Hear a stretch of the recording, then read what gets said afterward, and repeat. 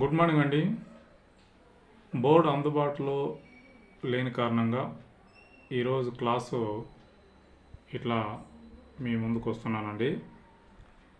So ప్రధానంగా నిన్న క్లాస్లో మనం బ్రహ్మ సమాజం, అందులోని కీలకమైన వ్యక్తులు, వాళ్ళు తీసుకున్న నిర్ణయాలు, అంశాలు గురించి నిన్న క్లాస్లో చెప్పుకున్నాం. దానికి సంబంధించి షార్ట్ వీడియోలో కూడా కొన్ని ముఖ్యమైన ప్రశ్నలు నేను డైలీ అప్లోడ్ చేస్తున్నానండి. ఏ రోజు టాపిక్కి ఆ టాపిక్ సంబంధించి ప్రశ్నలు నేను షార్ట్ వీడియోలో పెడుతున్నాను, ఒకసారి చూడండి. పోటీ పరీక్షల దృష్ట్యా, ఏపీపీఎస్సీ నిర్వహించే ఆల్ జిఎస్ పేపర్ దృష్ట్యా ఉపయోగకరంగా ఉంటుందని నేను మీకు ఈ వీడియో ద్వారా ఒక చిన్న విన్నపం.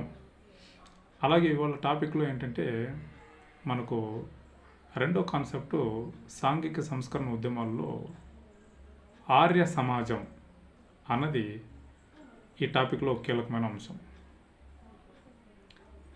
సో ఈ ఆర్య సమాజాన్ని స్థాపించింది ఎవరు, దాని సిద్ధాంతాలు ఏంటి, ఇప్పుడు బ్రహ్మ సమాజానికి ఆర్య సమాజానికి మధ్య ఉన్న వ్యత్యాసం ఏంటి, ఇది మనం పసిగట్టాలి ఫస్ట్.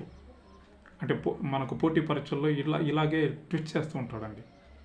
బ్రహ్మ సమాజం యొక్క ససిద్ధాంతాలు ఏంటి, ఆర్య సమాజం యొక్క సిద్ధాంతాలు ఏంటి, ఏ అంశాల్లో రెండిటికి పోలిక ఉంది, ఏ అంశాల్లో సపరేటు విధానాలు అనుసరిస్తుంది, వేరువేరు విధానాలు అనుసరిస్తుంది అన్నదాన్ని మనం పసిగట్టాలన్నమాట. ఇప్పుడు బ్రహ్మ సమాజం యొక్క సిద్ధాంతాలు వేరు, ఇంతకుముందు 2 వీడియోల్లో మనం చర్చించుకున్నాం. కానీ ఆర్య సమాజం సిద్ధాంతాలు కూడా సేమ్ అలాగే ఉన్నాయంటే అలాగే లేవు. కొన్ని బ్రహ్మ సమాజ సిద్ధాంతాలకి సరితూగిన మరికొన్ని సిద్ధాంతాలు మనకు బ్రహ్మ సమాజానికి ఆర్య సమాజానికి మధ్య వ్యత్యాసాన్ని ఖచ్చితంగా చూపిస్తుందండి. ఇవి మనం బాగా తెలుసుకుంటే ఎలిమినేషన్ ప్రాసెస్లో మనం దీన్ని పసిగట్టవచ్చు అన్నమాట. ఎందుకంటే ఈ రెండిటి మధ్య తేడా ఏంటి, ఈ రెండిటి మధ్య విధానాలు ఏంటి అన్నది మనం చూసుకోవాలి. సరే, ఇప్పుడు కంటెంట్లోకి వెళ్తే ఆర్య సమాజం, ఆర్యులు ఎవరు? మనకు మామూలుగా ఇండియన్ హిస్టరీలో సింధు నాగరికత అయిపోయిన తర్వాత వేదకాలం ప్రారంభమైనప్పుడు ఆర్యులు అనే కాన్సెప్ట్ ఉంది. ఇంతకీ ఆర్యులు ఎవరు అంటే దాని మీద సవాల్ వచ్చే స్టేట్మెంట్స్ ఉన్నాయి, మీరు చదివి ఉంటారు, మీకు తెలుసు. కాకపోతే మనకు ఏపీపీఎస్సీ జిఎస్ పేపర్లో మోడర్నిస్ట్ నుంచి కాబట్టి వాటిని టచ్ చేయలేదు. మిగతా ఎగ్జామ్స్ ఏదైనా వస్తే అక్కడ నుంచి కూడా స్టార్ట్ చేస్తాను నేను.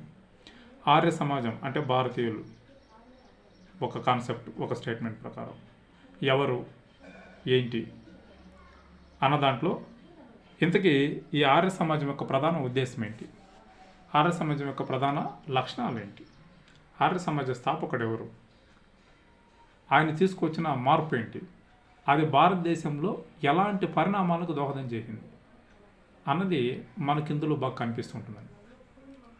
ఆర్య సమాజ స్థాపకుడు దయానంద సరస్వతి. ఈయన అసలు పేరు మూలశంకర. ఈయన 1824 గుజరాత్లోని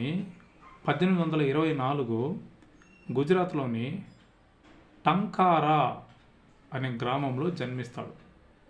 బాగా గుర్తుపెట్టుకోవాలండి, జనన మరణాలు కూడా కీలకమైన వ్యక్తులకు మనకి హిస్టరీలో బిట్లు అడుగుతూ ఉన్నారు. ఇంక వేరే ఏవి లేవు, అన్నీ అయిపోయిన హిస్టరీలో. జనన మరణాలు కానీ, లేదా వాళ్ళ మీద ఏదైనా అవార్డులు ఇచ్చినా కానీ, లేదా వాళ్ళ మీద ఏదైనా కేసులు ఉన్నా కానీ, వాళ్ళు ఇచ్చిన స్టేట్మెంట్స్ కానీ ఇవే ఉంటాయన్నమాట. కానీ ఈయన పుట్టిందేమో గుజరాత్లో. కానీ ఆర్య సమాజాన్ని స్థాపించింది ఎక్కడంటే బొంబాయిలో స్థాపించాడు. ఈ రెండింటిని బాగా గుర్తుపెట్టాలండి. ఈయన పుట్టింది గుజరాత్లో. సో దయానంద సరస్వతి అసలు పేరు మూలశంకర, 1824. కానీ ఈయన ఆర్య సమాజాన్ని స్థాపించింది బొంబాయిలో స్థాపించాడు. ఎప్పుడు? 1875లో బొంబాయిలో స్థాపించాడు. 1875 కొన్ని కీలకమైన అంశాలు ఉన్నాయండి. 1875 ఆర్య సమాజం ఏర్పాటు, 1875 మహమ్మదియన్ ఆంగ్లో ఓరియంటల్ కాలేజ్, 1875 అలాగే మనకి దివ్యజ్ఞాన సమాజం. ఈ ఇయర్స్ బాగా ఇంపార్టెంట్, మనకు పోటీ పరీక్షలు అడుగుతుంటాం. అలా బొంబాయిలో ఏర్పాటు చేశారు. బొంబాయిలో ఏర్పాటు చేస్తే తర్వాత దీని హెడ్ క్వార్టర్ ఎక్కడికి చేంజ్ అయిందంటే లాహోర్కి సెట్ అయింది. ఇప్పుడు పాకిస్తాన్లో ఉంది లాహోర్, అప్పుడు భారతదేశంలో భాగం. లాహోర్కి షిఫ్ట్ అయిపోయింది, అది అక్కడికే ఉంది. అది ఎలా షిఫ్ట్ అయిందని చూద్దాం. వీటి యొక్క ప్రధాన సిద్ధాంతాలు ఏంటి, వీటి విధానాలు ఏంటి అన్నది నెక్స్ట్ క్లాస్లో మీ ముందుకు వస్తానండి. వీడియో చూస్తున్న వాళ్ళు నా కంటెంట్ నచ్చితే లైక్ చేయండి, సబ్స్క్రైబ్ చేయండి. మీ సపోర్ట్ ఉంటే మరిన్ని వీడియోలు చేసేదానికి నాకు ఉత్సాహం ఉంటుంది. సో నేను మిగతా విషయాలు అలాంటివి ఏది చర్చించను, కంటెంట్ ఏముంటే అవే చెప్పగలుగుతాను.